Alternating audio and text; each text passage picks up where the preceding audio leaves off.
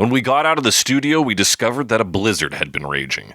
Everywhere was covered in snow, and we heard on the radio that it had been the coldest night in New York on record.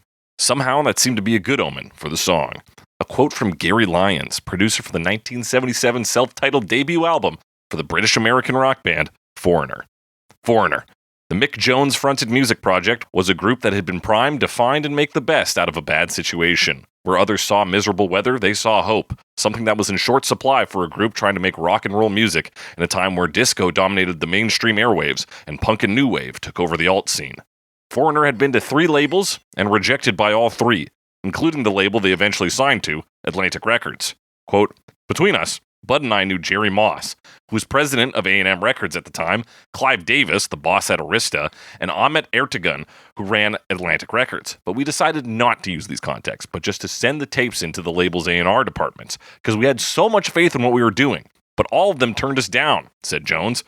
By chance, then Atlantic Records A&R newbie John Kolodner found the demo and convinced the label to sign the band. Signing to a label wasn't the start of better times for the group, though. Foreigner was still treated as an afterthought by the company. Quote, as far as Atlantic Records was concerned, we went in during their downtime. So when there was no paying client working, we'd be in there, which usually meant starting at something like 10 p.m. and going through to 7 a.m., said Lyons. Through long nights and impossible odds, the group put together a full album, and when their producer Lyons looked over it, he loved it, save for one track. Lyons told the band this one song was no good and that they should record a new song while Lyons was away in London for a few days. Quote, I went home after Gary said this, sat down on my piano, and out came the riff.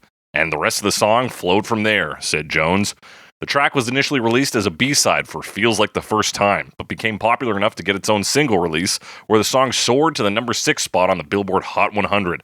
The song's instantly recognizable riff and punchy, jilted lover lyrics have given it staying power in the popular consciousness, with the track appearing in everything from Saturday Night Live to Arrested Development and Aqua Teen Hunger Force. Yes, all those pieces of media I referenced are anywhere from 46 to 22 years old. I guess you could say my cultural reference points, much like the relationship in today's song, have gone cold. That's right, we're talking Cold as Ice by Foreigner on Cover Me. You're as cold as ice. You're willing to sacrifice our love.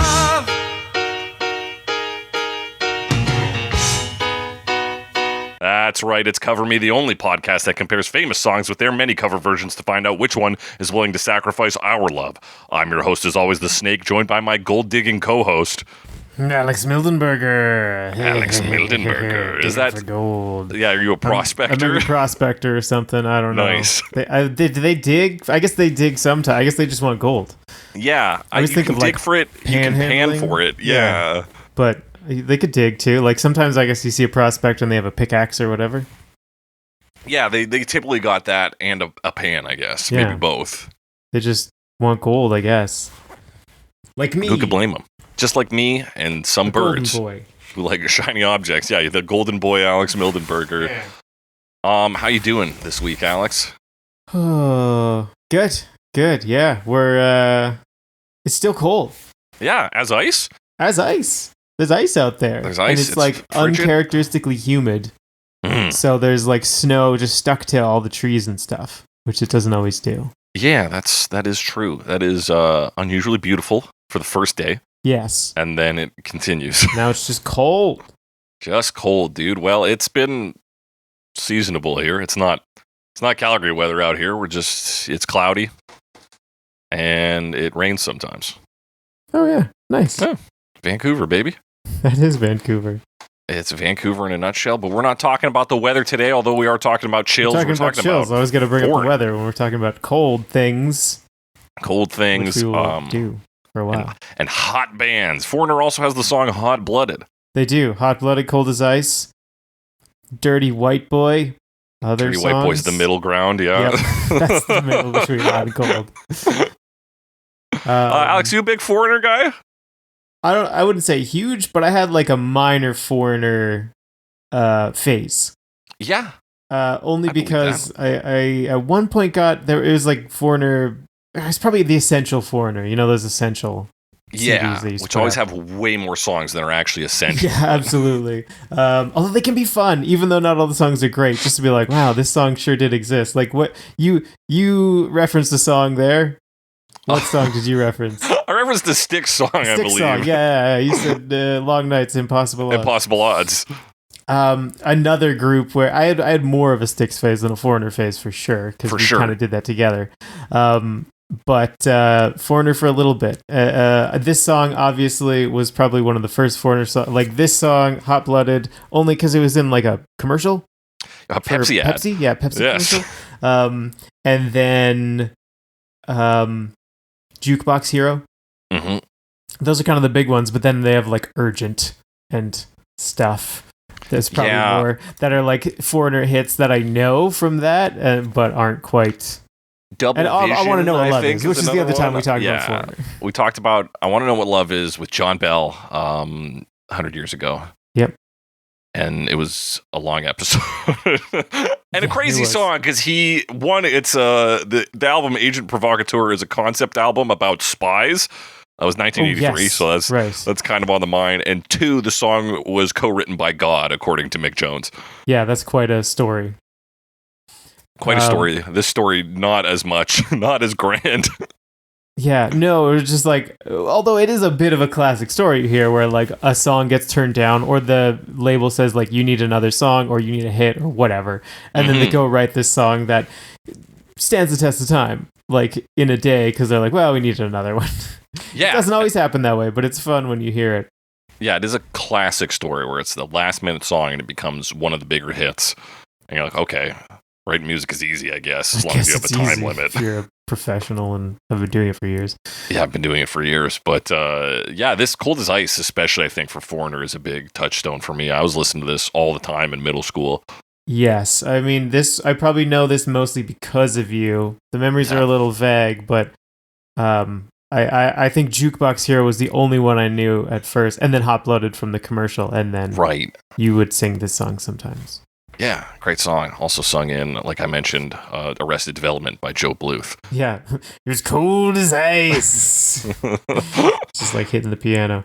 Yeah, good stuff. Yeah, it's good stuff. There was like a contemporary review that called it like kind of like banal and stupid, which is like maybe true, but I think it's so many songs you could say that about though. Yeah, I do think this song rips. Still listening to it this week, I was like, yeah, it's stupid, but like it really hits. Strong piano riff. Yeah. Great vocals from Lou Gramm. It is one of those songs where everything kind of works together. Like the riff is so strong in like a way that is difficult to, well, maybe not difficult to describe, but like it's so simple, right? Yeah. But it's not as complex as like Werewolves of London, but I would put it in like a similar category of like fairly short looping riff. This one is really just between 2 chords for the most part. Yeah, it's 2 notes. Like what really lands it is just like the aggression with which they're hit. Yeah, that does help a lot. That's a big part of it. It's a big part. And yeah, it all happens like that. It does. The whole thing. It's a great, simple track, both instrumentally and lyrically, which means it's time to jump into the lyrics. But first, a couple of quotes from, I believe this is from Mick Jones. He says, quote, "Lyrically, the subject was based on the idea of the stereotypical cold-hearted bad girl, the sort of woman Joan Crawford would play in a film. But it wasn't aimed at anyone specific. Well, there was one girl at school that dumped me, so maybe that trauma stayed with me over the years and subconsciously filtered in. The other contributing factor was that it was about minus 20 degrees in New York at the time we were writing it, which may have fed into the atmosphere." That's a Mick Jones quote. He has a second one here where he says, "Subconsciously you draw from stuff, things that happened in your past, things that came out of relationships, the pain and the heartache of love that is intense and then so deep and then suddenly you lose it. The whole gamut of emotional feeling that you go through in a relationship. Sometimes they end and sometimes they last, and when it's the final breakup, you're left with the memories of that relationship. So I go for that quite a bit. You're kind of digging down deep into your well of significant things that you recall from sometimes near tragedy that you go through at the time." Yeah, I guess maybe that's part of it's like somewhat non-specific, right? Yeah, you might say he's touching on like a quote-unquote universal truth. Ooh. Which is like that you feel, a lot of people feel this way in a post-breakup, that they're the one being jilted, even if maybe that's not the case. But you do perhaps villainize the person that has ended a relationship with you.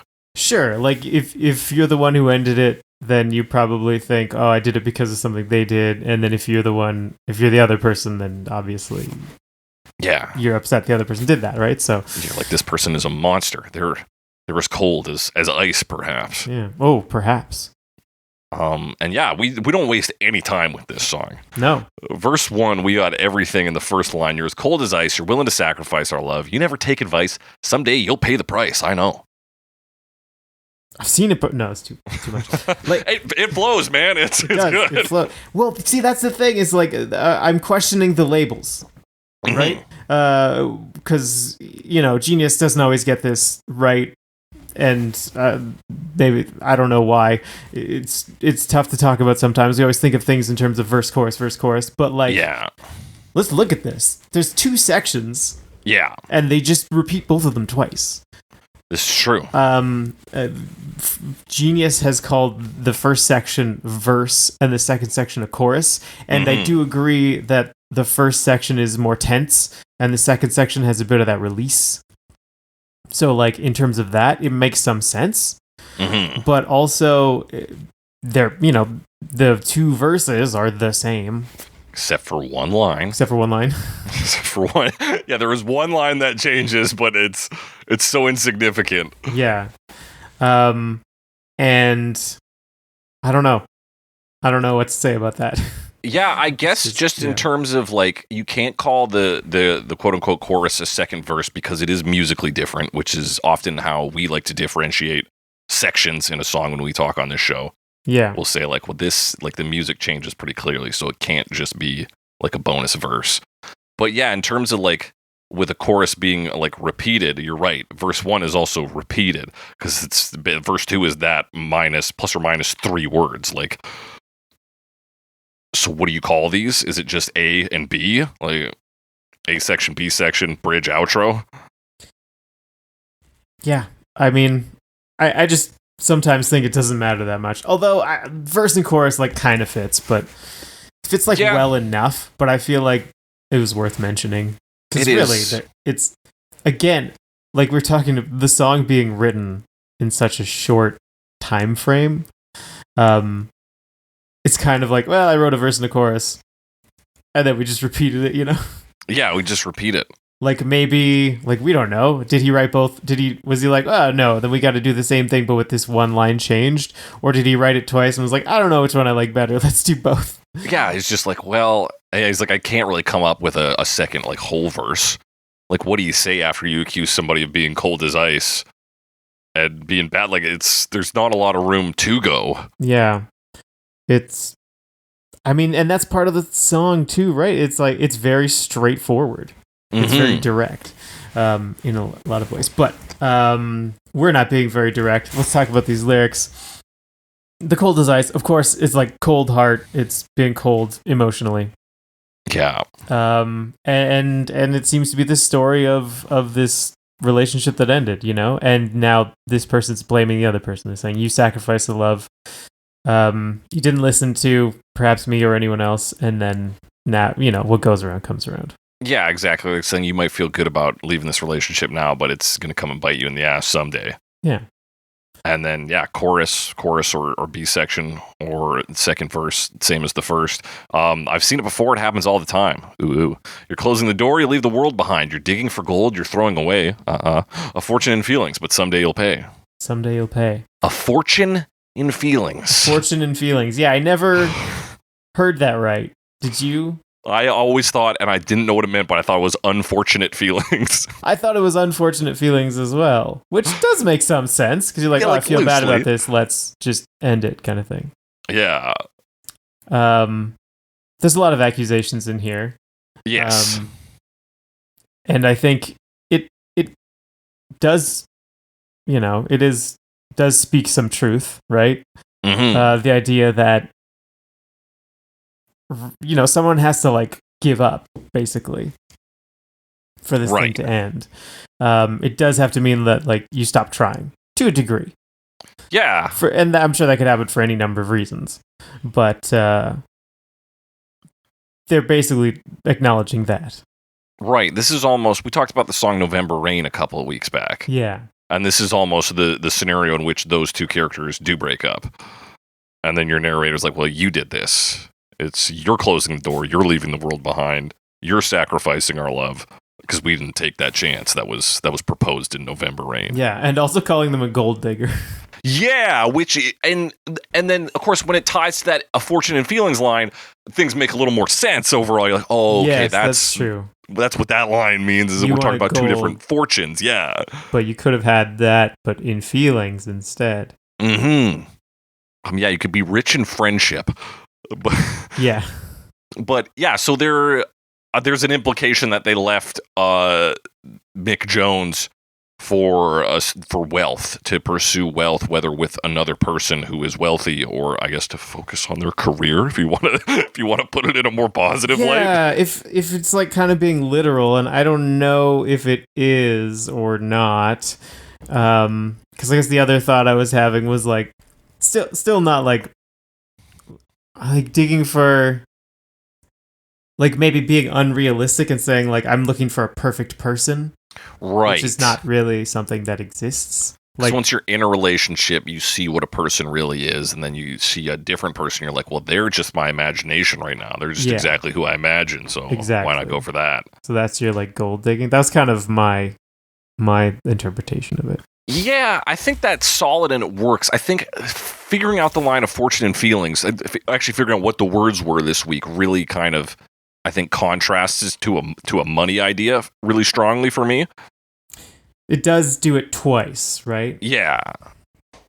And then, of course, the idea of someday you'll pay is brought up in both the first verse and this section as well. That's true. They're talking about money a lot, whether it's metaphorical or real money. Real. Yeah, regardless, this person is pursuing something that is counterintuitive to a loving, happy relationship. Yeah. And of course, our narrator has a fortune in feelings to give away here that they've missed out on. They're still full of feelings. They're an emotional man. But we come into verse 2, same as verse 1, except for one line. You're as cold as ice, you're willing to sacrifice our love. You want paradise, but someday you'll pay the price, I know.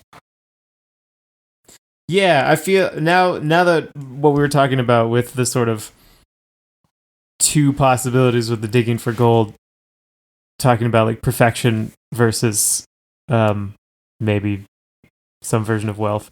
Yeah, wealth or perhaps luxury. Yeah. Well, now that paradise comes in, I feel like it supports both of them. Yeah, I was going to say, I read that, and I was like, well, that supports the, like, looking for another person, and again, this, like, ideal version of them, but then, yeah, it does also support being like, well, I would like money to achieve my idea of paradise. Some version of paradise. Yeah. So, there it is.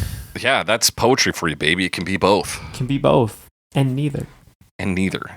But mostly both. Mostly both. Then we get the second part again. There's no new lines there.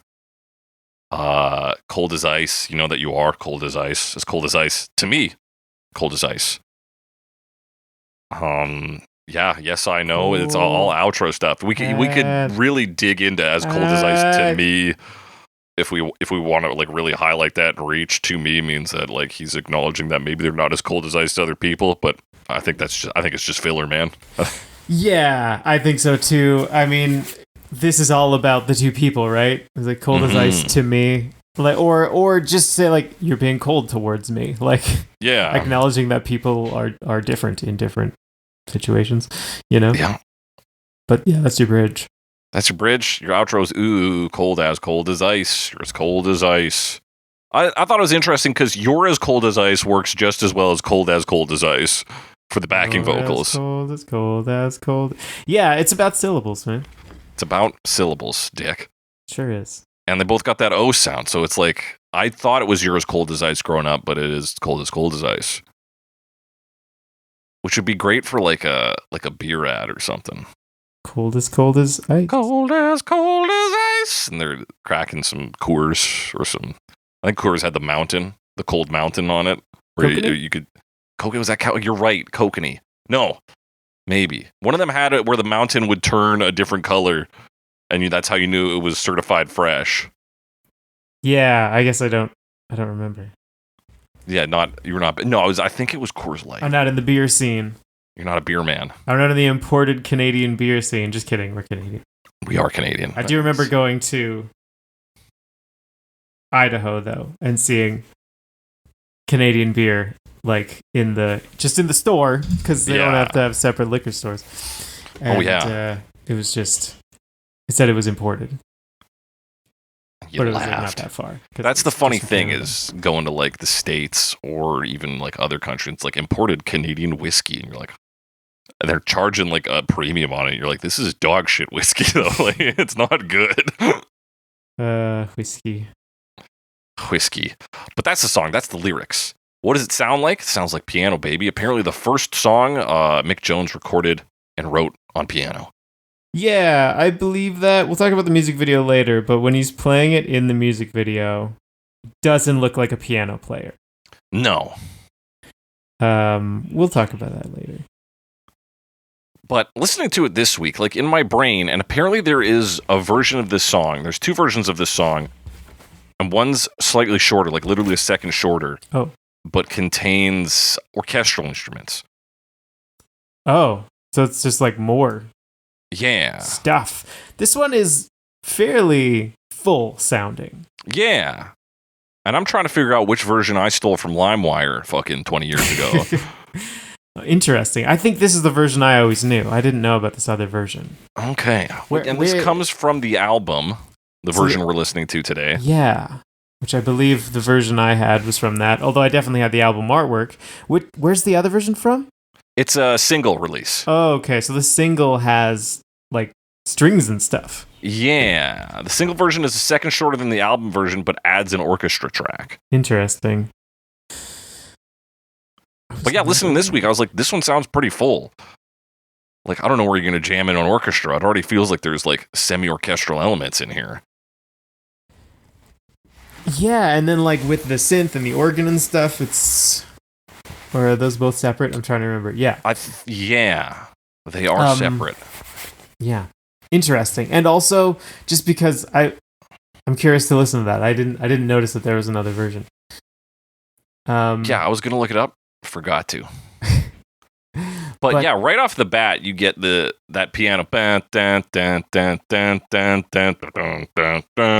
And I mean, it feels so stark.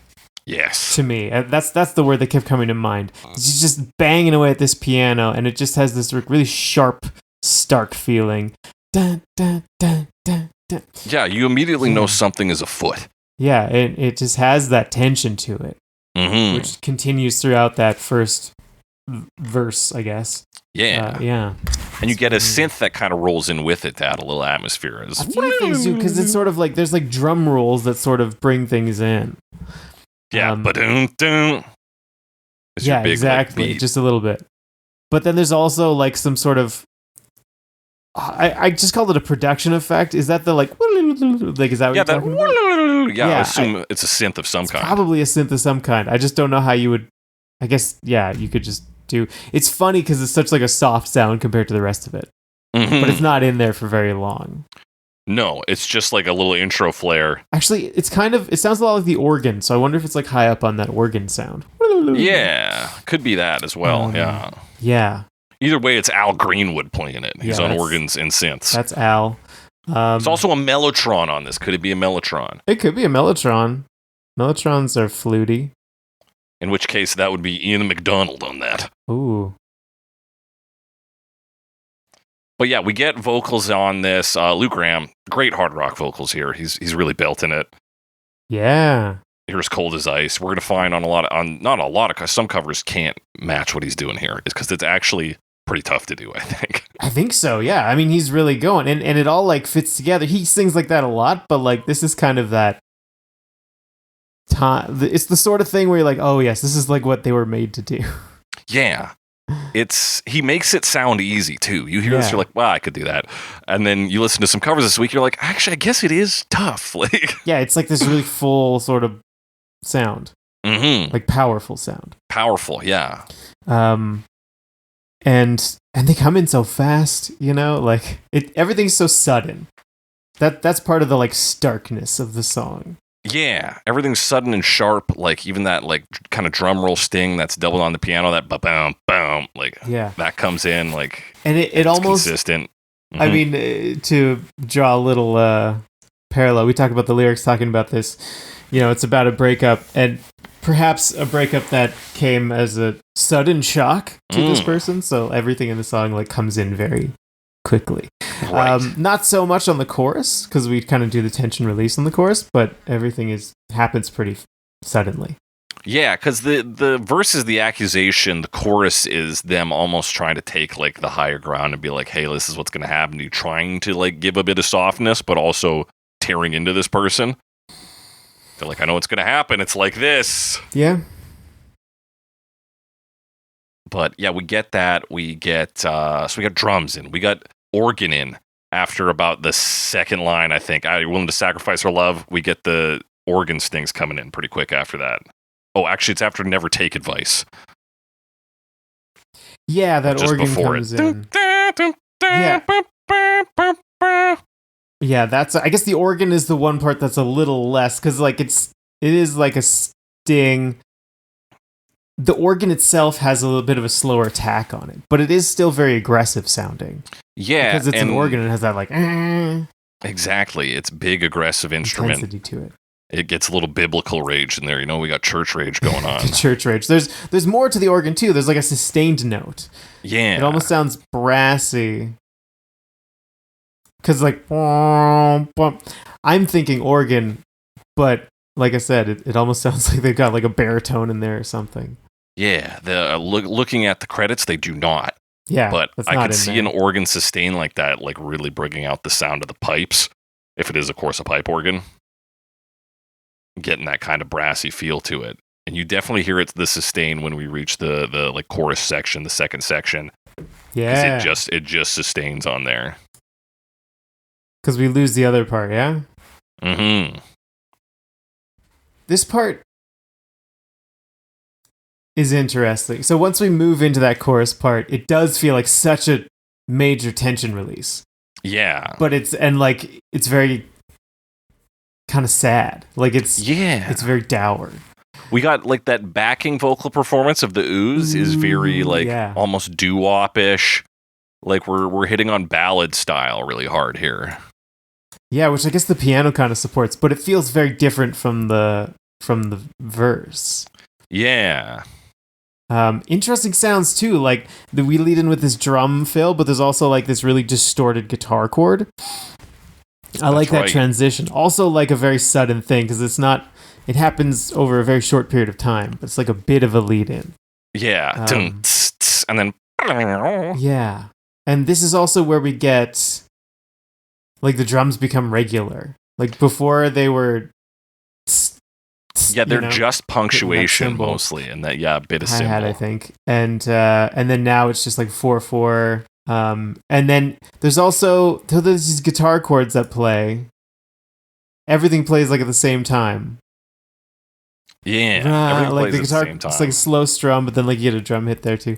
And we do get synth that sounds like string in this section as well. Yes. Does sound like strings, just a little bit, but this is all synth. You said, yeah, I believe so. I also like the bass here. You get it just a little bit. Yeah, just a touch of bass. It's hard to hear. Like there's like a bit where it's more prominent on the around like the door, leave the world 34 seconds there. Yeah, boom, boom, boom, boom. You really get that like bass part, and then. You don't hear it much for the rest of the song, but it just kind of like peaks out for that bit. And I always like those little sections. I do like that part. It's like, a good move. It's just going to make itself known for like 2 seconds and then fade back again. Yeah. And then when we hit the end of this chorus, we're right back up. Because A Fortunate Feeling Someday Will Pay is him putting on the malice again, putting in that energy. We're coming back up. The drums are rolling up. The bass is doing that climb again, but like doubled by some other instruments. And you rip right back into the verse kind of section. But when we come back, we get major synth action. We got that first, one. This is the like solo part, right? It's like a quick bridge. This is the between the chorus and then back into the verse? Yeah. Yes, because there's 2 synths here, right? Yeah, you got that melody one, and then that ripping arpeggio in the back. Yeah, that real like hard rock arpeggiator going on. I say hard rock. I don't know that for certain, but that's what makes me think of. These guys are, I believe, hard rock. Aside they from are. The song, I'm just so fascinated by your description earlier about like hard rock was on the way out. I'm like, I thought 77 was like peak of hard rock. That's what I got from an article where Foreigner, I believe Mick Jones himself said that. He was like, this was the climate at the time, so take that with a grain of salt. That's him telling his own self-aggrandizing story of the making of the first Foreigner album. And maybe that's true to a degree, but I'm thinking like, I mean, obviously hard rock had been around for a few years at that time, right? Mm-hmm. But I feel like in terms of saturation of hard rock, like 77 had to be up there. Maybe not as much as disco at the time, but like it had to be a lot, you know? Yeah. But I don't have the exact historic context, but to my mind, I'm like, yeah, that's when like all the big rock bands that started out a few years before were like biggest. Yeah, and that might be what you're seeing is like it's the crest of the wave there. And if you're a new rock band coming into the scene, it's the record labels are like, well, we already have all of these 70s rock bands. Who needs Foreigner? We're looking more at punk rock bands now who are coming into fashion, especially in 77. We're looking at the new thing, and we're looking at disco, which is also big money. Yeah, like we're still gonna keep making like Jethro Tull albums or whatever. And I want to say Nazareth. Maybe a little off. Nazareth. They're definitely hard rock of the era, but they might have been also new at the time. Mm-hmm. When was Hair of the Dog? The only Nazareth album. 75. So they were a few years earlier. Yeah. That's their 6th studio album. Okay, they were established. Okay, so they are established. So they're going to keep doing, you know, the established ones. Maybe it was harder to get in as a new one that wasn't specifically like a punk group or some new wave thing. Exactly, because they'd gone to 3 record labels. It's very funny that they didn't use their connections. They're like, we knew the presidents of like all 3 of these major record labels, and we just like put it in the regular way, and were rejected. Several times, it sounds like. Did you say 3 different? 3 times. Yeah. And then luckily one dude who was like a newbie at the time and then became kind of a big deal, John Kolodner, I think his name is, just like found the demo tape and was like, you guys got to sign these dudes. And so they did. Reluctantly. They were like, fine. And like kind of gave them studio time. It is like a real like underdog story for this band. Which is interesting because when I think about them, I don't really think of Foreigner as being that like special. No, I agree. Like they had some hits, but they're not. I'm trying to think of another example. They're not the fucking Rolling Stones. They're not the Beatles. They're not David Bowie. They're not like these giants of music. I mean, like another group that I would compare them to is Journey. Yeah. And I probably like Journey a little more. I think Journey has bigger hits. Yeah. As much as I do like this song and some of their songs. Mm-hmm. Anyway. But yeah, that hard rock sound, that hard rock, at least I like you're saying, I do think that is a hard rock synth noise because like everything else in here, it's punchy, it's aggressive. Yeah, you can do that with that fast arpeggiator. And then once they go back into the verse after that, like the synths are still going. Mm-hmm. And then you get those organ stings come back. Yeah, and we've got drums aggressive on this second verse. Oh, that's true. So everything's louder, classic, progression of a song. Yeah. And we talked about that line, "You Want Paradise," which like lyrically is just a small change, but vocally he hammers that one out. Yeah, he really focuses on that one. Yeah. Great verse too. And then right at the end too, he holds the like last line for a long time. Someday you'll pay, and then into the guitar solo. Yeah. Well, into the chorus, or are you saying at the end of the chorus? At the end of the chorus. Yeah. Someday you'll pay is the end of it. Oh yeah, he goes up, holds it, and then what is a super, I think, simple guitar solo in practice. It's fairly simple, but like you get those like rising triplets, and then kind of you get to that once you reach that upper register. Plays a little riff there. It's just 2 runs up, with like a little individualized lick on the end of each. But it's sick. It works so well in here. It's punchy. It's quick. Yeah. What's not to love? Nothing. Like, you're going to find that almost everybody this week imitates that solo just because it is... Sounds good. Simple. It sounds good. It's simple enough. Like, I imagine, like, I could work out the notes probably in 5 to 10 minutes if I really, like, committed to it. But actually playing it would be, like, to speed would be a little more difficult. Right. They're all fairly clear, but then you get these... I mean, those fast runs up can be tricky. Yeah. Especially if it's triplets and you're trying to make everything sound even. And yeah. Yeah, so there's still a good bit of tech in there, but it is a solo that I think has, like the rest of the song, just like a very compelling simplicity to it. Mm-hmm. Fits very nicely. But there's still one more section to... actually two. But there's still a few more sections to discuss. So we got the bridge, which is like a kind of a choral section. We've got the backing groups doing the cold as ice. You know that you are. Yeah. It is very choral, right? Like you drop to piano and vocals at first. Mm-hmm. There is like a synth strings kind of sustaining in the background, giving us a little bit of a soundscape. And there is piano, but it's compared to what we just have come from, it's very toned down to focus on the vocals. Yes, absolutely. I really like the way they do the vocals. It's cool. It's almost like I'm Not in Love at times. It feels like they're playing some of these on a synth. You know, cold. Yeah. I feel like that's a feature in like modern DAWs. Yeah, you could do that very easily, I think, in a modern digitally. DAW system.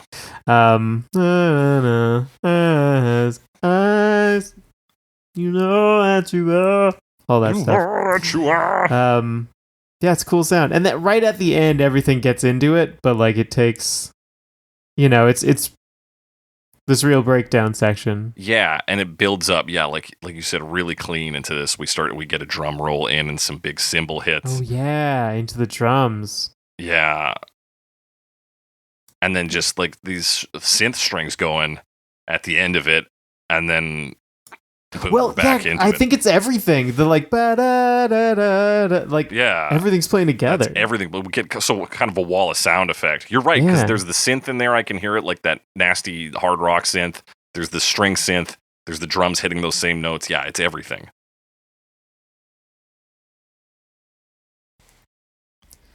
And then boom, we're in the outro, which has got ooze in it. It's got ooze. It's got a lot of stuff. And this is like a solid minute of outro. Yeah, we come back with the piano riff. Mm-hmm. And it's kind of that with the synth, the string sounds, all that stuff. Cold as cold. All Tons the backup of drum vocals. rolls. And then the lead vocals kind of trade off with the backups. Similar to the bridge, I guess, to a degree. Very similar to that, but also different.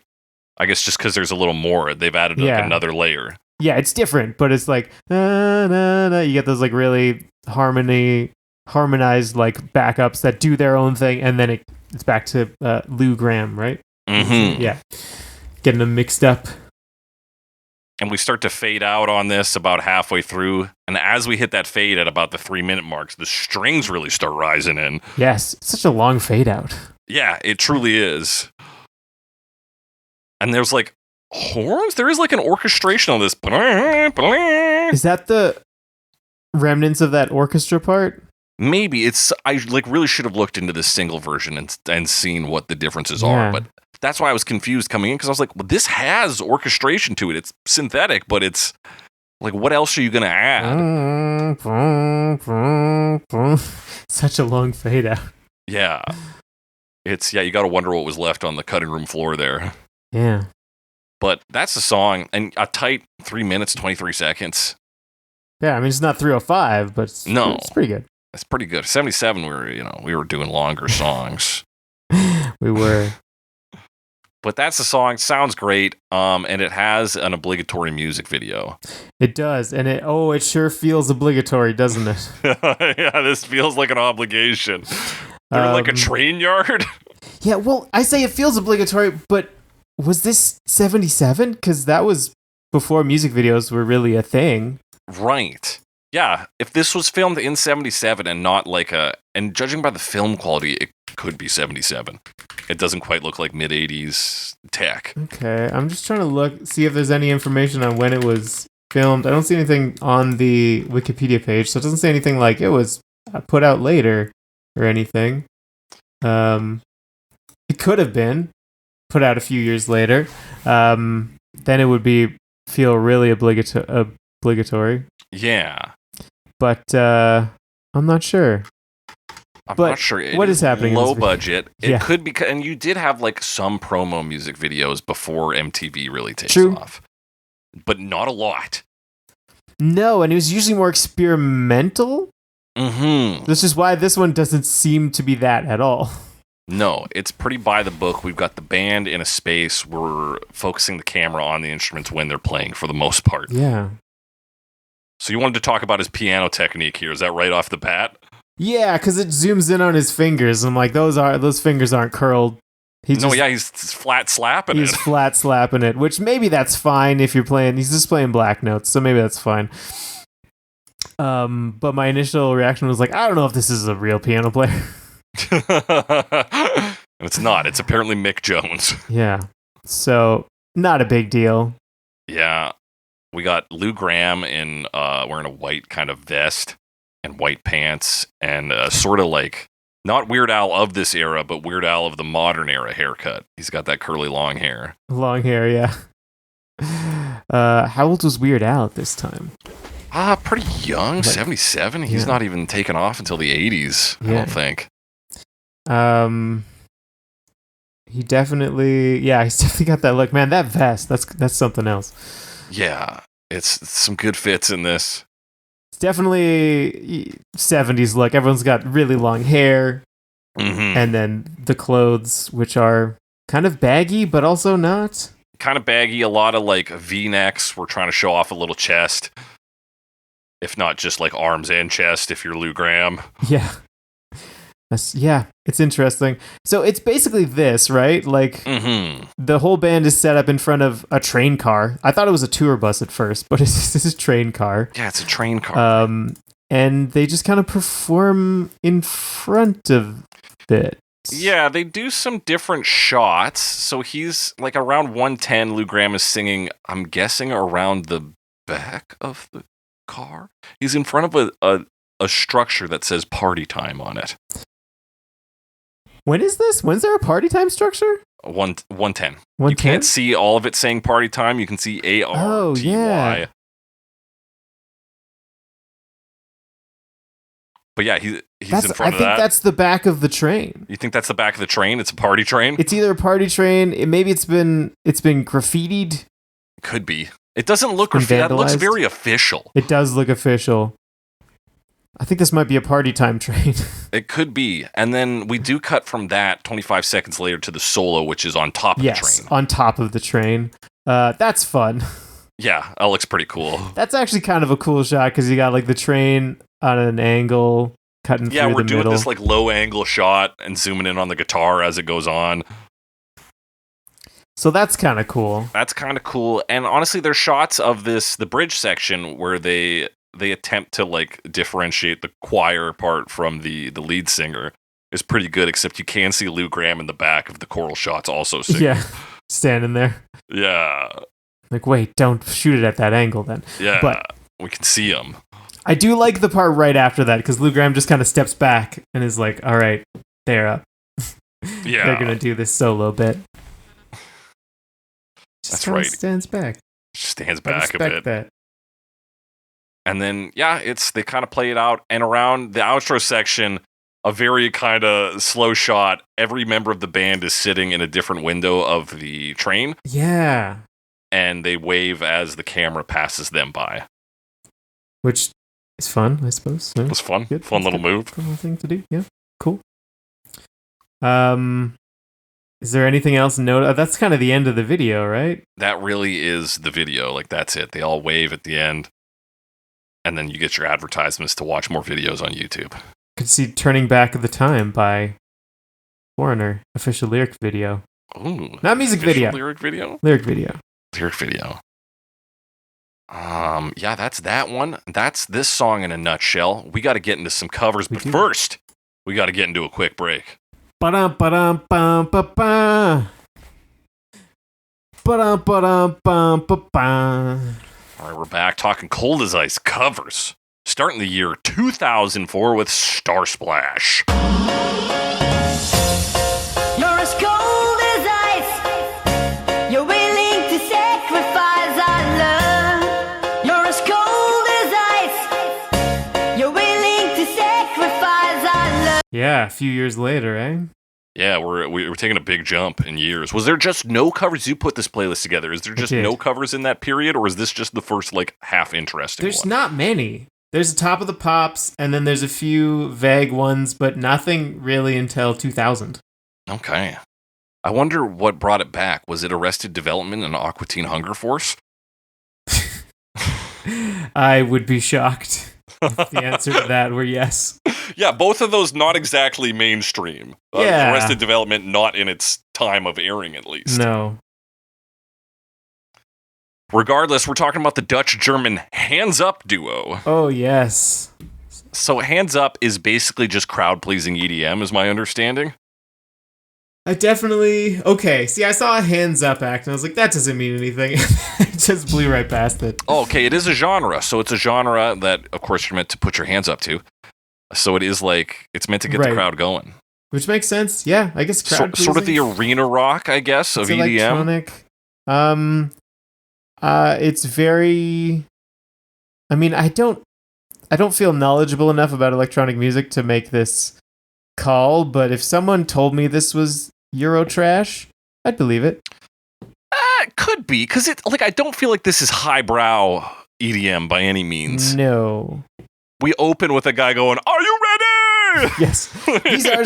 I mean, looking up their names, their names are Ramon Rolfs, a.k.a. Charlie Low Noise, and Frank Fritz, a.k.a. Frankie Tunes, which is fun. That rules. I don't know if Frank Fritz needed a nickname. Frank Fritz is already pretty good. Or Fritze. There's an E on the end, so it's probably Fritze. But yeah, Fritze, Frankie Tunes, if you will. Frankie Tunes and Charlie Low Noise? Yeah. Yeah, no, this is definitely Eurotrash. And it's kind of your classics, big, heavy bass drum kicking. It's a lot of 4 on the floor in this. We get a little boots and cats. We got hand claps for rhythm at certain points. Yeah, it feels very similar to the original direct and aggressive. Yeah, and that's certainly present in the piano riff that we get after the "Are You Ready?" Yeah, it's a little faster. Yeah. We also get vocals. So there's the "Are You Ready?" Someone's singing. I believe the singer is Alex Avenel. I'll take your word for it. I'm just on Discogs, and it says that they returned with a new version of their earlier cover of Cold as Ice in 2007. And it says vocals are sung by Alex Avenel. Don't know if that's just the new version or not. It's unclear just based on this. But that is also a name that was floating around. But they're sped up. They're pitched up. Yeah, which is I listened to that, I was like, so is it them singing, but pitched up? But I'm like, no, it has to be somebody else. But it could be them. And they just do the first verse, kind of 2 lines for most part. You're as cold as ice, you're willing to sacrifice our love, is really what they zone in on. They do finish the first verse. Yeah, they do some other stuff. They do that they do the first verse, they repeat it twice, and so the first 2 lines are repeated 3 times, and then they go into the second half of the first verse, and then just repeat that whole thing. Yeah, and kind of get real dirty nasty with the "I know" line. I know. Oh, yes, they kind of drop it low. And with some more synth. That's the second time.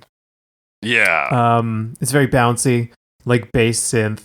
Yeah, that crunchy bass synth. Playing along kind of with that piano, and the piano just sticks around for most of it, not all of it. Yeah. But then other than that, there's dance sections. This ends up being almost 5 minutes long. He says, "Everybody's in the place. Let's go." Everyone sure is in the place. Wow. Yeah, let's go, dude. And then you get this kind of like higher echoey synth, like really bright synth, and then you get that like faster ratcheting drum machine that is common in some electronic music. And this is just completely different from the original song. It's just a dance section. Yeah, it's essentially we're hitting the first verse of Cold as Ice. We're taking that piano and then, busting a couple of dance breaks 2 or 3 times in the middle. Yeah, because then there's another section. You get the robot voice then going... and then like the piano kind of fades back in for that section. It's very funny. Yeah. And then that kind of happens again. They do the verse, the dance section, and then like more. So yeah, it is essentially just kind of looped, maybe a little more intensity. Yeah. Real fast, kind of like aggressive. It feels like you dance to this very aggressively. Yeah, I tell you what, I was listening to it this morning, and I was putting my hands up. Like, they were in the air. They were in the air. I was like, yeah, this is the music. Yeah, you're either dancing really aggressively to, or if you're winded, you're in the back, just like 2 hands up, just kind of feeling the basic beat. Hands up. Hands up. Hands up. But yeah, that is the track. There's a lot of like audience noises in here. I thought this one was pretty stupid until I watched the music video. And then it all made sense. And it kind of redeemed itself a little bit.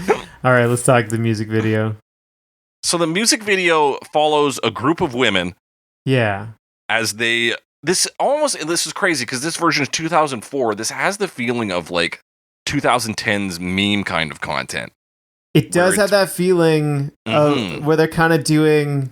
I mean, it's not a TikTok dance, obviously. No. But the reason I would compare it to that is they're kind of going to a bunch of different places and doing more or less the same dance. Yeah, this so it's kind of a dance hook, which I think was a concept that existed for longer in other places that are not, and genres that we are not generally familiar with. Yeah, I believe that. It's sort of like a low budget version of that. What's the skanking? It's sort of a skank, but for EDM. Yeah, they're doing a lot of like small jumps and kicking forward. Yeah. So it's almost like you're sort of like, I'm gonna say Irish dancing, you know? Yeah, there's some like a jig-like quality to it almost. But there's a little more rolling your shoulders forward, kind of. Yeah. And so they do this dance. They get off a bus. They go to McDonald's. They dance with their tray of food. They get out. They dance around a large pole, and they do that forwards and backwards as a group. They do. So like the coordination's pretty good. They're on top of like an electric box at some point. It's a WC sign. They go into the WC. Yeah. And jump out of stalls and dance, but it's sped up. Yeah. Then they're doing this dance where they dance onto an elevator. It's what a great concept. They dance to the washroom and out of it. And then eventually they get to like an actual, presumably a Starsplash show where there's like a big platform in the middle. Yeah, it's like a club or whatever. Yeah.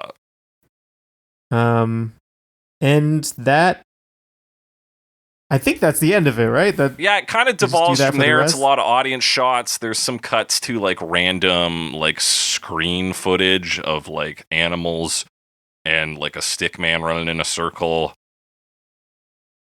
Penguins and ostriches and stuff. And like stuff you'd see at like on a screen at a show. Yeah. And then just people dancing at the show. With their hands up. Often. Not always, but often. And these dancers from the video, it feels like a video that's just like tour, like road footage. Mm-hmm. But it's not. As far as I could tell, it is not that. But it has the sort of low budget feel of that. Yeah, and if it was that, they had the forethought to put a gimmick in it, which is the dance. And it was great. I loved it. I was like, oh, this is actually pretty fun. It is fun. Yeah.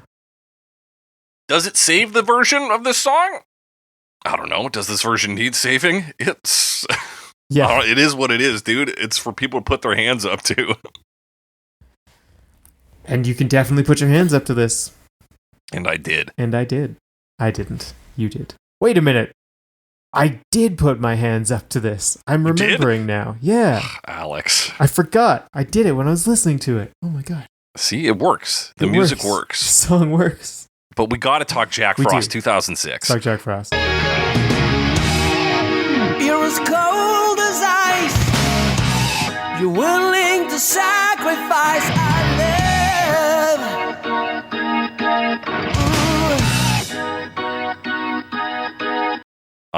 Not a novelty act. Real guy. Yeah, I thought, see, there's an Austrian band called Jack Frost and an Australian band called Jack Frost. Okay. But this is neither of those. This is neither of them. He's I John thought Dempsey. It's John Dempsey? Okay. I believe so. He sounds kind of Scandinavian. But John Dempsey is American. But he might not be singing because he's a guitar player, right? Right. And you get that where it's like, it happens more in metal. Where it's named after the guitarist who doesn't sing. Yeah, who's not the singer, which this is heavy metal, and he's a heavy metal guitar player. Yeah, he's been in and around the metal scene. He's worked with like Anthrax vocalist. He was part of the Bronx Casket Company, which is a band and not a business. Not a business. And some other guys. So he's in and around the scene. I could see him picking up Scandinavians to record a version of Cold as Ice. Yeah, it's very possible. Very possible. Their Scandinavian singer, whoever he is, he's got the pipes for this. He can do it. Oh, absolutely. This is very ideal metal sounds for the most part. Almost like progressive metal at times. Not always. Yeah. But particularly because of the drums. I think because they just do weird stuff and they're noticeable. You notice the drums more so than heavy metal double kick. We're playing fast kind of thing. This is we're going to play a little bit out of the, against the rhythm kind of. And then you notice it, and then, they'll be we'll do, a fill kind of thing quite a bit. Yeah. Yeah, they are pretty prominent. I just cut ahead to the chorus there, and they're playing a very interesting rhythm that doesn't sit in the back. Yeah, they make themselves known, for sure. Which is, kind of interesting, because the drummer's not mentioned anywhere as far as I could tell. No. This is an interesting version because I think it is solid. I think the big issue is that the shift to metal is not as dramatic as you might hope in terms of sound change. Because of it already is so intense. Yeah. So you hear this and you're like, well, yeah, it's intense, but so is Foreigner. I'm not feeling like I'm getting a huge change in energy. Someday you'll pay. Yeah, but he's doing the metal stuff. He's doing the metal stuff. It's not the same as what Lou Gramm does, because similar idea, but because they're both intense. But Lou Gramm is so much more, I don't know, direct. This guy does a good job though, but it's kind of the metal wail as opposed to this Lou Gramm, just direct intensity, shout almost. Yeah, this is the heavy metal vocals are strong. You listen to the Someday You Pay at around 109. He delivers. He's doing great here. And I think I'm kind of jumping around here, but on the bridge section, the choral section, they bring in a really icy sounding synth. And that sounds pretty good to me. In the background? Yeah. At around, it drops at 219 there, yeah. Yeah, it's almost like video game ice levels of it sounds like you're playing an icicle kind of thing. It's an icicle marimba. You could feature that in a Legend of Zelda Ice themed temple and be yeah, this checks out. Dude, check out, yeah. But overall, the drums, very interesting. We got metal guitar noises, a lot of screaming and wailing there. Yeah, it's pretty tight, but again, I just wasn't left as blown away as I feel I should have been by a metal version. By an epic metal version. Mm-hmm. I do feel as much as the drums are interesting, they do kind of detract that from that. Right, they're distracting rather than yeah, whereas if you want to make it really epic, you'd have to do a smooth fill and really get into that smoothly build into that high place. Yeah, I can see that. I'll Get Organized by, it's not metal, but no, by Boston. By Boston. But that's what I'm thinking of. But it kind of like it's again interesting, but kind of like makes it hitch a bit. Yeah, for sure. In terms of that. But maybe that's just not where they're going, and they definitely don't go there. I think the sounds are all pretty good, though. I enjoyed it overall. Yeah, solid tones. I think there are other versions, though, this week that stand out a little more to me. Yeah. One of those is not Sylvain Cossette in 2007. Sylvain Cossette. You're as cold as ice. You're willing to sacrifice our love.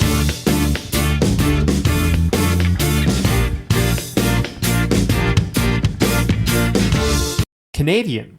Yes, Quebecois. Quebecois singer. A founding member of the band Paradox, which I've never heard of them, but if you've heard of that band, he founded it. It's one of the founding fathers of Paradox. Wow. So this is kind of your classic, like, singer getting a band together to do a cover. Yeah, it's kind of on the like poppy side with a little jazz in there. Yeah. Is what I would say sonically. Like there's an organ, but it's like a jazz organ. The drums in particular made me think of jazz. Yeah. Although, I mean, it's pop enough to have like a little rock in it. And obviously it's a rock and roll song. Right, and we do have strings off the bat doing the piano rhythm. Dun, dun, dun, dun, dun, dun, dun, dun. Yeah, a little more reserved because of that. Like you don't get that really like direct intensity. But they're like staccato enough to have still work reasonably. I think. They do have like a good driving rhythm on it. Once you get past the first line, they get the pace going right, I think. But yeah, and then like the drums come in. Bum, yeah. Bum, bum, bum. Everything can kind of play together. Yeah, you can hear that jazz in the drums, just the way it's approaching that cymbal and stuff and taking kind of breaks in that rhythm. It's a little lighter, right? A little more, a little lighter, a little touch. swung at times, I think. Yeah, a little swinging. A little, swinging, yeah. Yeah. Harmonies on the chorus, or at least multi-tracked vocals. Yes, mostly just from, I believe, Sylvain. Yeah. There's a few, I guess I only have one like notable like cool thing that happened, and that's the transition to the bridge. So I have 136 is my timestamp. They have the like reversed sound. Like we get the backwards guitar. Or maybe it's the organ. Yeah. Sounds like, yeah. And then some more organ on there. Yeah, that's kind of cool. Yeah. And I do kind of like their bridge where it's more or less the same, but they kind of have the drums playing. Yeah. This version's pretty mid for me. I don't think it's bad by any means. It's just kind of run of the mill. There's not a lot of punch to it. Yeah, there's like a few little bits I liked, but overall, I agree. The lack of punch is probably the most notable thing. It does feel, a little more limp. Yeah, especially with this guy being a singer, I don't feel like there's any big singer moments either, which this song has baked in right from the original. Yeah. But I did like the backwards guitar. Yeah. I always like a little bit of that Rain by the Beatles thing. Hey, yeah. How could you not? Who doesn't like that? The Beatles, Rain on Me. Alex, you think this next one is Nubya or Nubya? Oh, I think it's Nubya. I think Nubya is probably. But I also started writing about the wrong artist at first. Alex, maybe I did as well. We'll find out. This is right. Nubya 2007. 2007. You're as cold as ice. You're willing to sacrifice our love.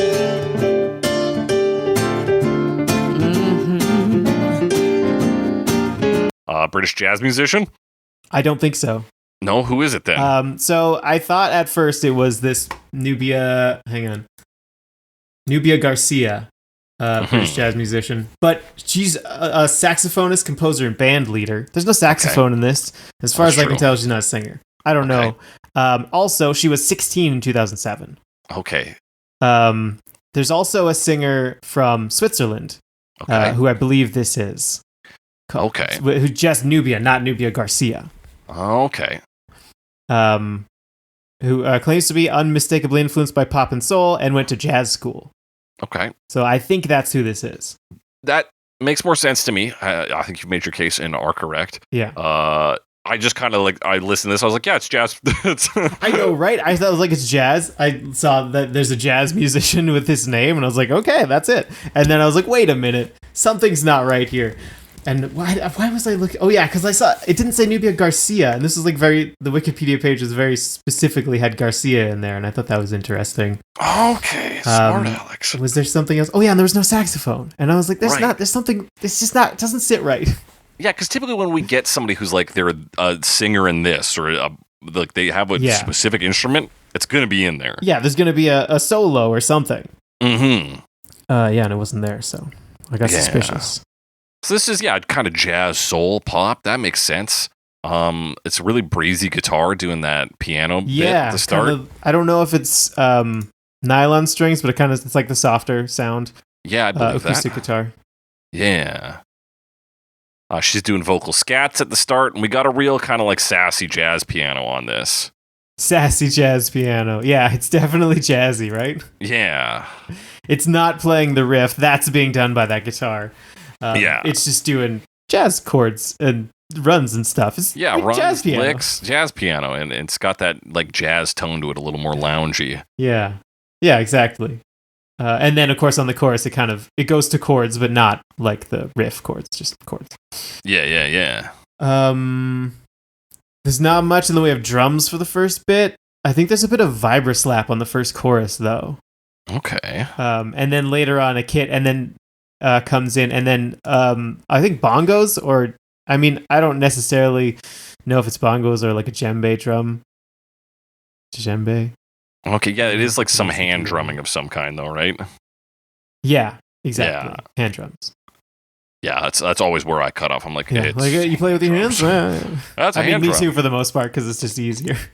Yeah. But I do hear that vibra slap now. I didn't hear it before. It is just like a little... It's just a little bit, right? It's very strange. And then the bridge is interesting. It's more like guitar driven. You kind of get that a bit heavier guitar, distorted guitar. Yeah. And then lots of those vocal harmonies. Yeah, you get those in there. That's where the distorted guitar comes in, because that solo is the acoustic. Yeah. Yeah. I missed the solo. Oh, it's like a 145? Right, it's the really fast picking. Yeah. Yes. And it is just the solo from the original, but played on that guitar, like the tone sounds really nice. It sounds very different. It's a very cool sound. Mm-hmm. And then this kind of a longer out, like, not really extended. There's an outro where they do jazz stuff, and there's lots of ad-libbings, lots of like I know, and cold as. Yeah, though they do Cold as Ice, Sacrifice is their backing vocals. Sacrifice, yeah. And I think that like the jazz arrangement works for this song. This is the kind of jilted lover song that you can get in jazz pretty easily. It's a pretty good like translation. Yeah, this one felt like Sylvain Cossette felt a bit like a half measure. Like he was trying to kind of do the rock thing, but in this other context, and didn't quite get to it. Whereas this is like, let's do this completely different thing. We don't need to do this really aggressive vocal in the same way when we're doing it like this. Yeah. And it makes sense. 100%. She's doing, so this works because she's still flexing, like she's doing runs and stuff, but it's not this big punchy version. It's a little smoothed down with jazz. Yeah. The piano sounds great. It does a lot of like runs and licks, like we said. And there's some really great piano runs, like into and out of the bridge. Might be a guitar actually. Now I'm second guessing it. He's gonna check it. Better check it, Alex. Did I make this up? What? I think you maybe put your notes somewhere else. Sometimes that happens. It's sometimes you're looking at it, you're like, and it's just like this. You're like, I'm looking at the wrong song. Whoops. So let's talk about the next one. Yeah, let's move on to Jimmy Burns in 2011. You're as cold as ice. You're willing to sacrifice our love.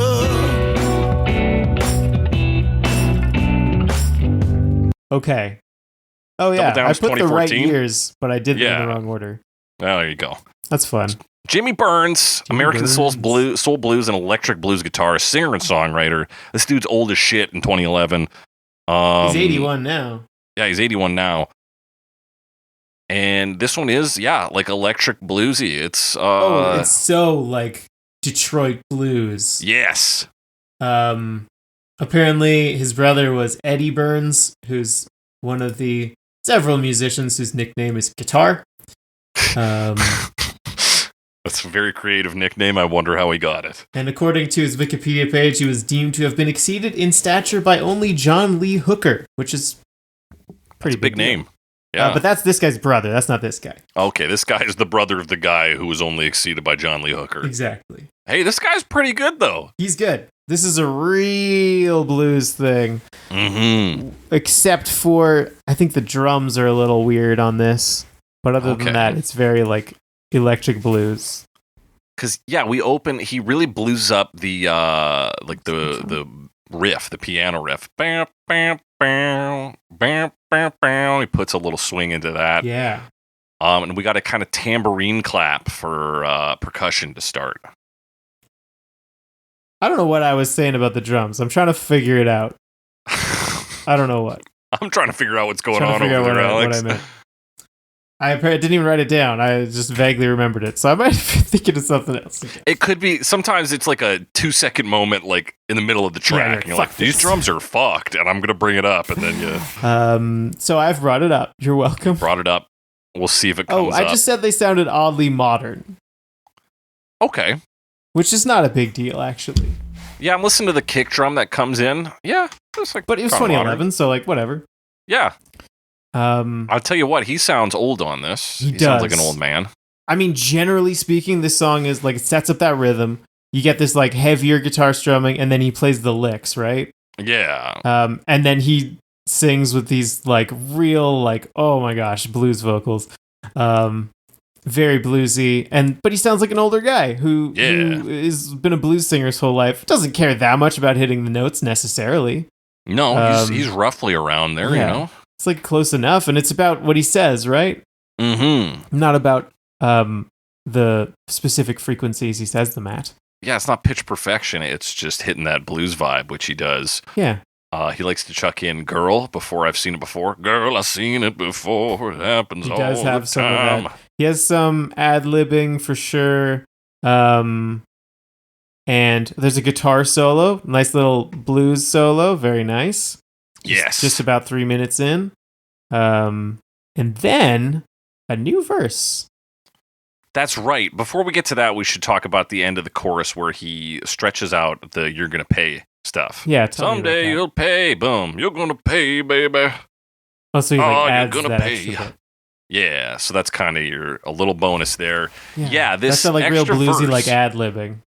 Yeah, like which is also what the verse comes out to, where he's like, I don't know what happened, baby. Whatever made you change your mind, all I know, baby, you no longer want to be mine. You treat me like a schoolboy, that you know is true. Yeah, baby, makes no difference, darling. I'm going to take care of you. You're so cold.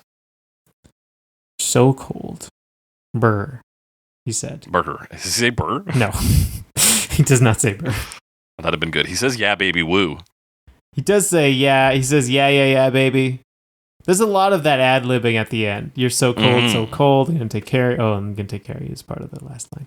Yeah. Yeah, that's his new verse. It's a lot more just like, this one feels more personal. You know? You no longer want to be mine. You treat me like a schoolboy. Yeah, he adds some grievances in here. Yeah. Well, real old school stuff. Yeah. Yeah, he's got a guitar. Like, it works in blues. This song is a great, like, template for a blues version. And Jimmy Burns, the brother of a guy who was only surpassed by John Lee Hooker, is just the guy to make it blues, I think. Detroit blues. Detroit blues. Yeah, this one sounds great. What about Double Down in 2014? You're as cold as ice. You're willing to sacrifice our love.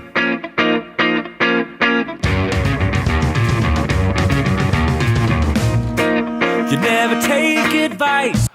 What about Double Down in 2014? They play the songs you know and love. Yeah, they do. They're They're like I mean, they compare themselves to like Rat Pack guys, right? They're like, we're like Sinatra, Dean Martin, and just those two. Yeah, they like to bring lounge vibes to modern classics as well, is what they say. So they like Billy to cover Joel 50s to lounge Motorhead. stuff. Yeah, from Billy Joel to Motorhead.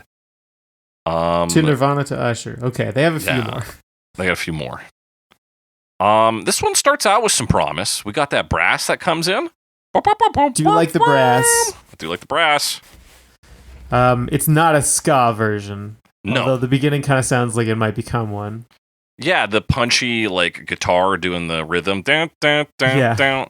Exactly. And then, brass. But no, they're trying to emulate crooner / big band era kind of stuff. Yeah, and you get those sounds like the guitar's pretty clean. Obviously, we've talked about the brass already. There's a lot of like different patterns the horns play. Yeah. Throughout the song. Throughout it. They do add a couple of their own like signature riffs in here. First one being at around 16 seconds, I think.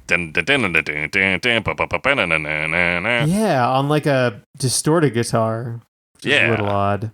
Little odd. I like the sound of the riff, like divorced from everything else, but yeah, it is a little strange trying to figure out what these guys are aiming for.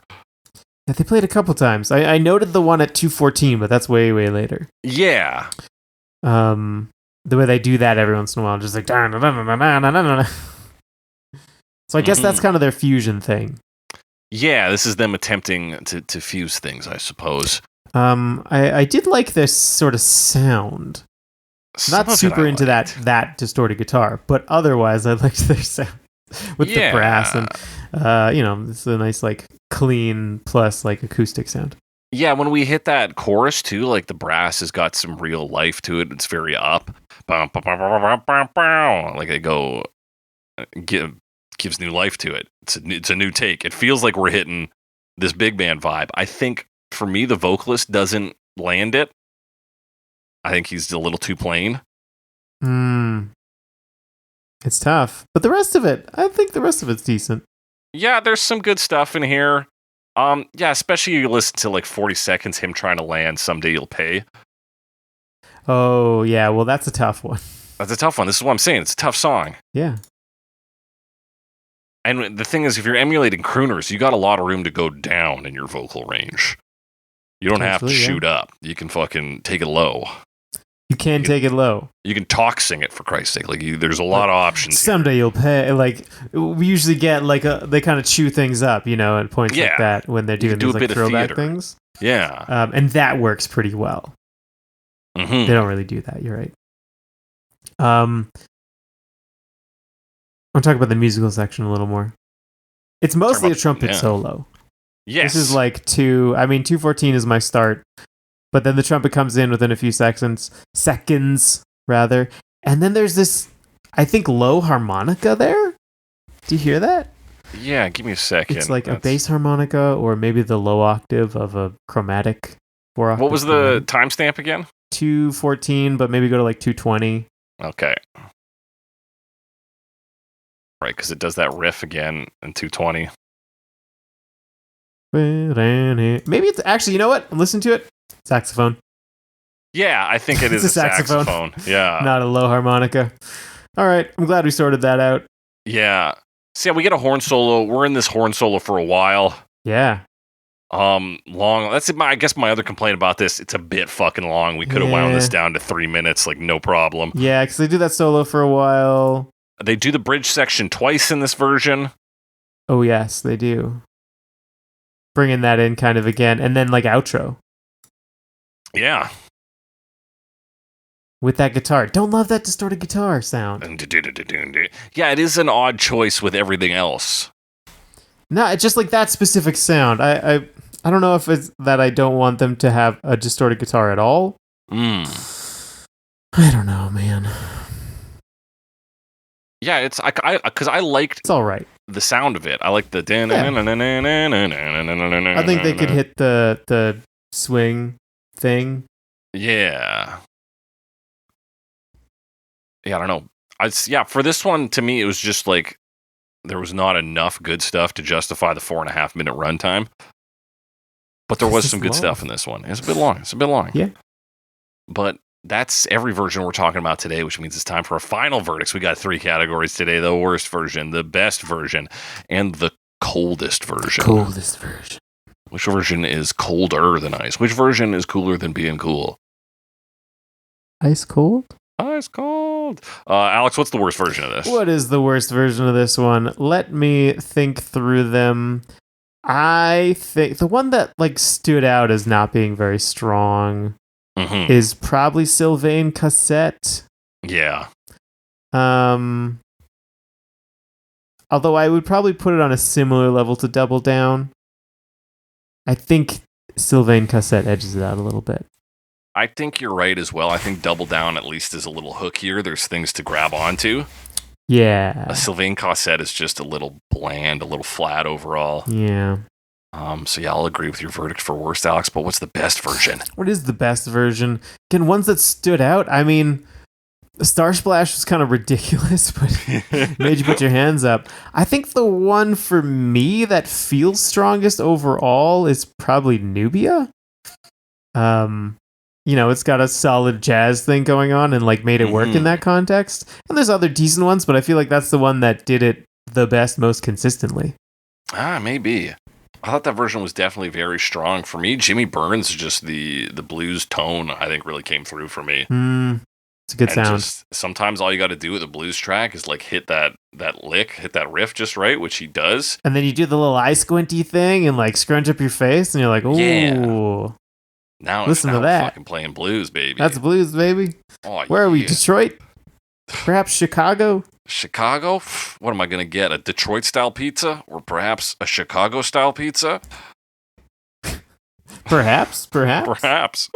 It's, Jimmy Burns knocked it out for me this week. But Alex, who's Hang the coldest? on. Sorry, I've been saying Detroit blues, but this guy actually was from Chicago. His brother was a Detroit blues musician. This guy might be more Chicago blues. I'll admit, I don't know the difference very well. He's more deep dish than cooked in a hubcap. Yeah, that's Detroit blues. I believe Detroit pizza is cooked. There is an actual style of pizza called Detroit pizza. Oh, really? Yeah. I'm not just making shit up here, Okay. Alex. I think it's made. It's similar to. It's what is it about it? It's got a lot of cheese. Okay, I'm getting too many things about Detroit style pizza. It's a rectangular pan pizza. Oh. Huh. But we're not here to talk about pizza, Alex. We're here to talk about which version of this is coldest. Which is the coldest version? Coldest version, Alex. Jack Frost, baby. Jack Frost. Scandinavian. Sounds like it. Is it? Sounds Scandinavian. Who knows? Unclear. But yeah, I think you're right. It's got that ice synth from Ice video game levels. levels. It does have the ice synth. It's got a man named Jack Frost. And yeah, there is something about Scandinavians that feels they're from a cold part of the world. It's a cold place. And sometimes metal just feels Scandinavian to me. So I agree 100%. Even if it's not. Maybe it's not. I don't know. It was a little unclear. It's a little unclear, but that's okay. Because that's our final verdicts. If you've got a different opinion, a similar opinion, want to talk to us about a version we didn't talk about, hit us up on the app, formerly known as Twitter, or on the app currently known as Blue Sky. I'll be at SnakyMe, at some Alex Wise Guy. Alex is not on Blue Sky. I'm not on Blue Sky. You cannot find him there. You will not find him there. I was only barely on Twitter. He's only technically on Twitter. Yeah. But you can talk to me there. You can also email us at covermepod@gmail.com. Send us your comments, questions, concerns, suggestions for future episodes. Be sure to rate and review us. We're on all the apps. We're on Pocket Cast, Podurama, Podbean, Apple Podcasts, Amazon Podcasts, freaking Spotify, dude. We're there. Hit us up. You give us the ratings. Tell your friends, families, neighbors, and loved ones about us. What you can really do this week to get the word out. If you're in a snowy area, you know it's cold out there, make a Cover Me snowman and or a Cover Me ice sculpture, depending on where your talents lie and what your resources are in your area. If you have a block of ice and a chainsaw on hand, make the Cover Me ice statue. If you just got snow, make the Cover Me snowman. What does that look like? I'm going to leave that up to you. But you know what I always say, if you can incorporate a QR code, do it. Do it. You got to do it. But that does it. Please, QR code. Please. And I have to tell you guys now, Spotify doesn't want you finding us. I imagine other podcast apps don't want your friends finding us, so you have to be the ones to tell them about it. Because otherwise, nobody finds us. But that's okay, because that does it for today's episode of Cover Me. And as we always say on Cover Me, I've seen it before. It happens all the time. You're listening to Cover Me, you leave the world behind.